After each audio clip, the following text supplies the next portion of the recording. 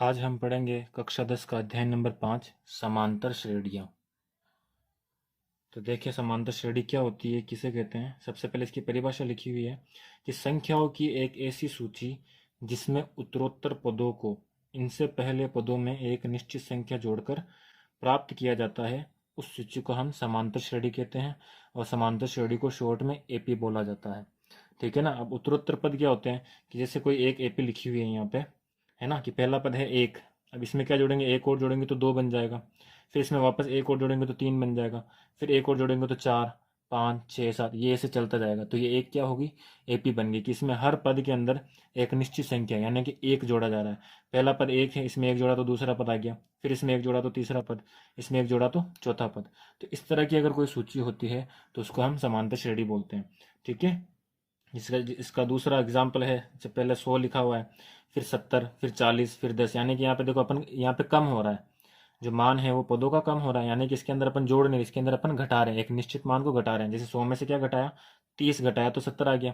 फिर 70 में से 30 घटाया तो 40, 40 में से 30 घटाया तो 10, 10 में से 30 माइनस किया तो -20। तो ऐसे आगे तक चलता जा रहा है। तो यहाँ पे निश्चित संख्या कौन है, यहाँ पर निश्चित संख्या है -30, जो अपन इसके अंदर मतलब जोड़ रहे हैं। -30 मतलब जोड़ रहे हैं, यानी कि मतलब 30 घटा रहे हैं। प्लस का 30 हो गया तो वो घट गया, है ना।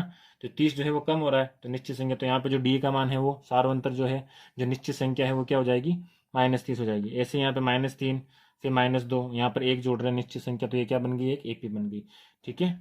तो सूची में प्रत्येक, इसके बाद है कि सूची में जो प्रत्येक संख्या है वो एक पद कहलाती है। जैसे अपने 3 सूची एग्जाम्पल लिया था, तो इसमें जो पहला है ये एक लिखा हुआ है, ये एक पद है। ये दूसरा पद है, ये तीसरा पद है ना। एक पद, दूसरा पद, तीसरा पद, चौथा पद, पांचवा पद, ऐसे। तो इन सबको अपन पद कहते हैं। ठीक है ना। और अगर अपन इसको संख्याओं में ना लिखकर केवल एक ही फॉर्म में लिखे तो अपनी जो एपी बनती है वो बनती है A1, A2, A3, A4, यानी जो पद है ना इनको अपन प्रदर्शित करते हैं। पहला पद है A1, दूसरा पद है A2, तीसरा पद है A3, पांचवा पद A5 हो गया, सातवां पद A7 हो गया, ऐसे। ठीक है।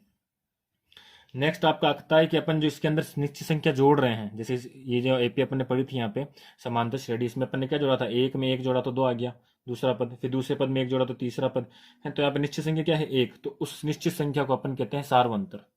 ठीक है। निश्चित संख्या एपी का क्या कहलाती है, सार्वंतर कहलाती है, जिसे स्मॉल डी से प्रदर्शित करते हैं।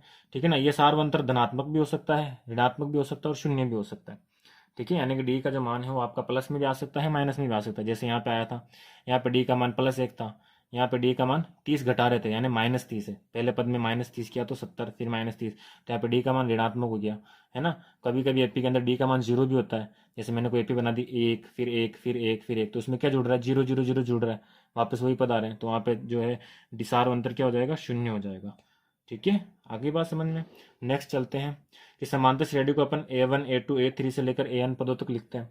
ठीक है ना। इसका जो सामान्य रूप होता है पदों पदों को लिखने का, वो सामान्य रूप ये होता है कि पहला पद ए होता है, दूसरा पद ए में डी जोड़ने पर, है ना, पहले पद में सार्वंतर जोड़ने पर, तीसरा पद A+2D, चौथा पद A+3D, पांचवा पद A+4D, है ना। तो इसको अपन समांतर श्रेणी का क्या कहते हैं, व्यापक रूप कहते हैं। ठीक है। यहाँ पर A1 जो है वही ए होता है। A2 का सूत्र आपके पास क्या है, A+D, यानी अगर कभी आपको एपी का दूसरा पद याद करना हो A2, तो आपका सूत्र क्या लिखना पड़ेगा, A+D, है ना। A3 अगर आपको निकालना है तो सूत्र क्या होगा, A+2D, यानी जहां पर यहाँ पे ए का मान, ए के पास में जो मान लिखा हुआ है उससे एक कम करके डी से गुणा करके लिखना है और उसमें ए जोड़ना है। जैसे A3 है तो A+2D, A4 होगा तो A+3D, A5 होगा तो A+4D, डी के पास में जो है ए के इधर जो लिखा हुआ उससे एक कम करके आपको लिखना है। ठीक है ना। अगर A6 निकालना हो तो हो जाएगा A+5D, A10 निकालना हो, A10, तो हो जाएगा A+9D, एक कम करके डी से गुणा करके लिखना है। ठीक है ना। तो पदों की संख्या निकालने के लिए यहाँ पे जो सामान्य रूप है, व्यापक रूप है, वो आपका काम आएगा। इससे आप कोई सा भी पद, समांतर श्रेणी का कोई सा भी पद सीधे निकाल सकते हो। अगर आपको कहे कि पांचवा पद निकालो यानी A5 निकालो, तो आप सीधा सीधा सूत्र लगा दोगे A+4D। अगर आपको कहे सातवां पद निकालो तो आप सीधा सीधा सूत्र लगा दोगे A+6D। ठीक है। तो ये समांतर श्रेणी का व्यापक रूप है अपने पास। चलते हैं नेक्स्ट। अब है समांतर श्रेणी के प्रकार। सबसे पहले आता है परिमित समांतर श्रेणी। परिमित समांतर श्रेणी क्या होती है, तो ऐसी समांतर श्रेणी जिसमें पदों की संख्या क्या हो, परिमित हो, उसे परिमित समांतर श्रेणी कहते हैं। परिमित का मतलब जिसको अपन गिन सकते हैं, जो लिमिटेड हो उसको परिमित बोलते हैं, है ना। जैसे यहाँ पे अपन को एक एपी दे रखी है 3, 5, 7, 9 और 11, है ना। इस एपी का पहला पद क्या है, 3 है। ठीक है। अंतिम पद क्या है 11, और पदों की संख्या कितनी है 1 2 3 4 5, तो इसमें पदों की संख्या 5 है, मतलब ये कैसी होगी, परिमित समांतर श्रेणी होगी, क्योंकि यहाँ पे पदों की संख्या 5 है। ठीक है। परिमित समांतर श्रेणी में आपका पहला पद भी होता है और अंतिम पद भी होता है, ये बात आप खास ध्यान रखना।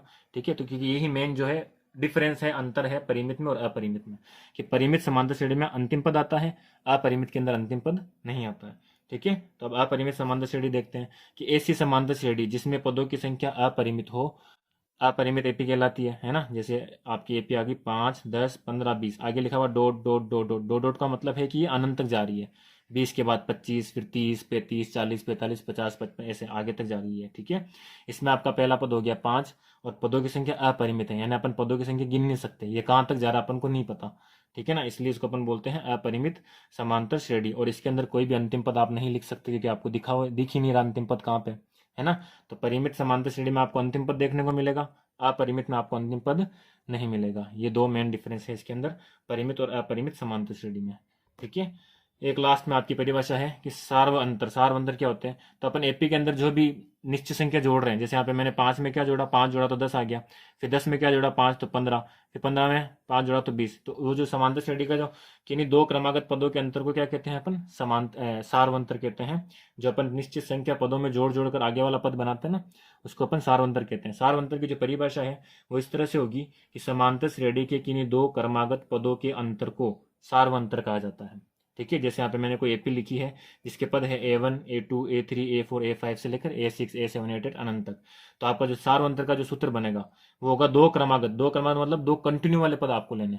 अगर आप A1 ले रहे हो तो आपको साथ में A2 लेना पड़ेगा, फिर A2 माइनस A1 करोगे तो आपका डी का माना जाएगा, है ना। आप ऐसे भी निकाल सकते हो, आप A3 माइनस A2 करके भी निकाल सकते हो, A4 माइनस A3 भी निकाल सकते हो, A5 माइनस A4, लेकिन आप जो पद ले रहे हो उसमें से आपको जस्ट उससे पहले वाला पद ही माइनस करना है, इसलिए यहाँ पे क्रमागत पद लिखे हुए हैं।